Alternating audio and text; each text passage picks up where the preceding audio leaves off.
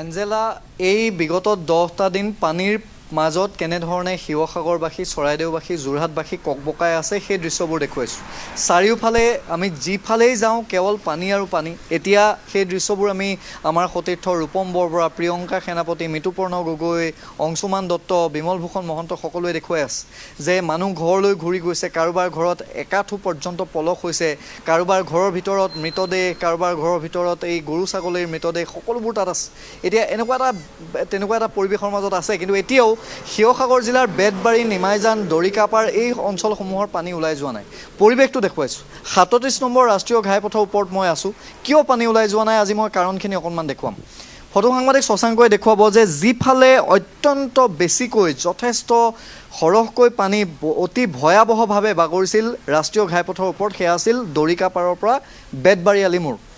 দৰিকাপাৰৰ পৰা বেতবাৰী আলিমূৰলৈ, অৰ্থাৎ নিমাইজান বেতবাৰীৰ পৰা যিটো পানী ওলাই আহিছিল, সেই পথেদি এই পথৰ ওপৰেৰে কিয় বাগৰিবলৈ পালে?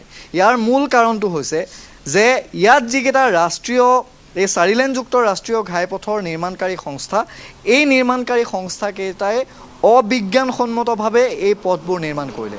এতিয়া পৰিৱেশবোৰ আপুনি চাওক যে দৰিকাপাৰৰ পৰা, দৰিকা দলঙৰ পৰা দিচাঙৰ দলঙলৈকে এই দুয়োখন নদীৰ মাজত পানী ওলাই যোৱাকৈ তেওঁলোকে যিটো ড্ৰেইন ইয়াত নিৰ্মাণ কৰিছিলে, সেই ড্ৰেইনৰ একো কামেই নাই। এতিয়া ড্ৰেইন কিমান ফুট তলত আছে তাৰ ঠিকনা নাই, আৰু বাদ বাকী ইয়াত কোনো ধৰণৰ কালভাৰ্ট নাই। এই পানী ওলাই যাবৰ বাবে কোনো ধৰণৰ পথ নাই।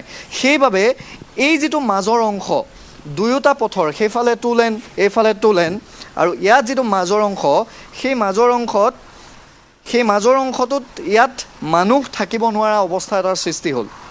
মানুহ যেতিয়া থাকিব নোৱাৰা সৃষ্টি হ'ল, এইবাবেই হ'ল যে ইয়াত মই য'ত ৰৈ আছোঁ, বৰ্তমান আপুনি য'ত দেখিছে, এই হাইৱেটোৰ মাজত প্ৰায় এককাল পৰ্যন্ত পানী হৈছিল। এই যে ট্ৰাকবোৰ গৈছে, এই যে গাড়ীবোৰ গৈছে, এই গাড়ীবোৰ এইফালেদি পাৰ হ'ব নোৱাৰা এটা অৱস্থা হৈছিল। কিয় হৈছিল? কাৰণ দৰিকাৰ পৰা দিচাঙলৈকে কোনো ধৰণৰ এই পানীটো ওলাই যোৱাৰ কোনো ধৰণৰ পথ নাছিল। আৰু সেই যে 4 লেনযুক্ত ৰাষ্ট্ৰীয় ঘাইপথ নিৰ্মাণকাৰী সংস্থা, সেই নিৰ্মাণকাৰী সংস্থাবোৰক বাৰে বাৰে সকলোৱে আহ্বান জনাই আছিল যে ইয়াত কালভাৰ্ট লাগে। বিভিন্ন প্ৰান্তত জাজিৰ পৰা গৌৰীসাগৰলৈকে কোনো ধৰণৰ কালভাৰ্ট মাত্ৰ এটা, যিটো কালভাৰ্টেৰে পানী বাগৰিব পৰা নাই বা সৰকিব পৰা নাই, যথেষ্ট পথটো সৰু। গতিকে এনেকুৱা ধৰণৰ যিসমূহ কাম কাজ, আমি আজি এটা প্ৰতিবেদন প্ৰস্তুত কৰিম।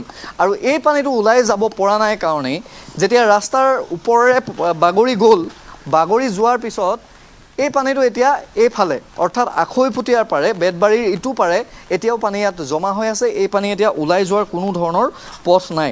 অৰ্থাৎ দৰিকা, দিচাং আৰু দিখৌ, এই 3খন নদীৰ পানী য'ত জমা হৈ এতিয়া খেলুৱা, ভাধৰা, নিমাইজান, এই স্থানসমূহ যিহেতু তাত ৰাইজ আবদ্ধ হৈ আছে, এতিয়া এই স্থানসমূহত ইয়াৰ পৰা পানী ওলাই যাব পৰাকৈ কোনো ধৰণৰ ব্যৱস্থা নাই। এই পানীটো ৰৈ গৈছে, কোনো সোঁত নাই। এই পানী ওলাই যোৱাৰ কোনো ব্যৱস্থা নাই। এতিয়া ঘৰে ঘৰে পানী, কেৱল চাৰিওফালে পানী, কোনো ধৰণৰ ব্যৱস্থা এই মুহূৰ্তত আমি দেখা নাই। গতিকে 4 লেনযুক্ত ৰাষ্ট্ৰীয় ঘাইপথৰ যিটো অদূৰদৰ্শী চিন্তা, যিবোৰ অদূৰদৰ্শী কাম কাজ, সেই অদূৰদৰ্শী কাম কাজৰ কাৰণেই এই কথাবোৰ যে হৈছে, এই কথাটো নিশ্চিত হৈছে। আৰু ইয়াৰ পিছত এতিয়া এই ৰাষ্ট্ৰীয় ঘাইপথৰ যিকেইটা ঠিকাদাৰী প্ৰতিষ্ঠান, এই ঠিকাদাৰী প্ৰতিষ্ঠানকেইটাই কি কৰিছে জানেনে? এই ঠিকাদাৰী প্ৰতিষ্ঠানকেইটাই এই মুহূৰ্ততো তেওঁলোকৰ CSRৰ কোনো এটকাও খৰচ কৰা নাই। ক'ৰবাত খিচিৰি এসাঁজ খুৱাইছে, ক'ৰবাত ভাত এসাঁজ খুৱাইছে, আৰু তাৰ বাকী যিখিনি কাম কাজ কৰি আছে সেয়া আমি জনাম যে এজন ব্যক্তিৰ পৰা 70টা ছাগলী পাৰ কৰিবলৈ 15 কিলোমিটাৰ এখন ডাম্পাৰ তেওঁলোকে দিছিল, 7,000 টকা তেওঁলোকে লৈছে। এই কথাবোৰ আছেই। আৰু ইয়াৰ পিছতো কিন্তু কি বিধায়ক, কি জিলা প্ৰশাসন, কোনেও 4 লেনযুক্ত ৰাষ্ট্ৰীয় ঘাইপথ নিৰ্মাণকাৰী যিকেইটা সংস্থা NHIDCLৰ অধীনত যিকেইটা আছে, সেইকেইটাৰ বিৰুদ্ধে কোনো ধৰণৰ ব্যৱস্থা গ্ৰহণ নকৰে। তেওঁলোক নৰম। কালি এতিয়া বিধায়ক অখিল গগৈক সুধিলোঁ যে আপুনি এই যে ঠিকাদাৰী প্ৰতিষ্ঠানকেইটাই কোনো ধৰণৰ ব্যৱস্থা গ্ৰহণ কৰা নাই, তেতিয়া তেওঁ ক'লে যে মই এইটো দাবী জনাইছোঁ যে CSR ফাণ্ডৰ তেওঁলোকে খৰচ কৰক, তেওঁলোকে ৰাইজক সহায় কৰক। কিন্তু ক'তো এতিয়ালৈকে এটা ফুটা কৰিও ৰাষ্ট্ৰীয় ঘাইপথৰ এই নিৰ্মাণকাৰী সংস্থাকেইটাই লোৱা নাই। কি কৌশল শৰ্মা হওক, কি অক্সৰা হওক, কি ৰিগেল হওক, সকলোৱে মাত্ৰ ইয়াৰ পৰা লুটি পুতি এই যিটো বান পৰিৱেশ, এই বান পৰিৱেশ যে মূলতেই তেওঁলোক দায়ী সেই কথাটো ইতিমধ্যে প্ৰতিষ্ঠা হৈছে, সেই কথাটো ইতিমধ্যে গম পাইছে আৰু হাজাৰ হাজাৰ কোটি টকা এতিয়ালৈকে ইয়াৰ পৰা লুটিপুটি কেইবাটাও ঠিকাদাৰী প্ৰতিষ্ঠানে লৈ গ'ল, এই কথাবোৰ সকলোৱে জানে। এতিয়া এই পানী ক'ত যাব, এই পানী পথটো নিৰ্মাণ কৰিলে যে দায়িত্ব শেষ নহয়, এই কথাবোৰ তেওঁলোকে চিন্তা কৰিবলৈ তেওঁলোকৰ হাতত সময় নহ'ল, যাৰ বাবে এতিয়া পথৰ ওপৰেৰে এতিয়া পথ এইসমূহ ভাগিলেই, যিসমূহ আমি দেখুৱাই আছোঁ দৃশ্য, ইয়াত য'ত আমি দেখুৱাইছোঁ বেতবাৰী নিমাইজানৰ সমীপত, ইয়াত পথ ভাগিলেই, ইয়াত এতিয়া এই পথটো আকৌ নিৰ্মাণৰ নামত 100 কোটি টকা আহিব, 200 কোটি টকা আহিব।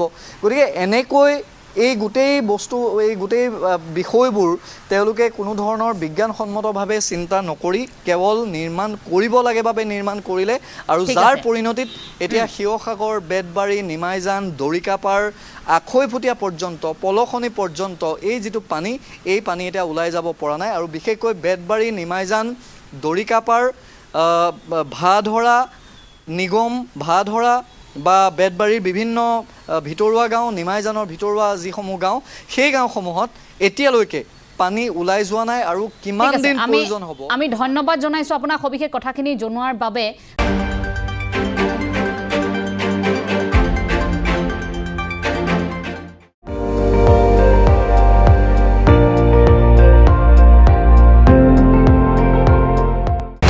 আপুনি চাই আছে ND24, সৰ্বশ্ৰেষ্ঠ নহয় সৰ্বোত্তমৰ দৌৰত।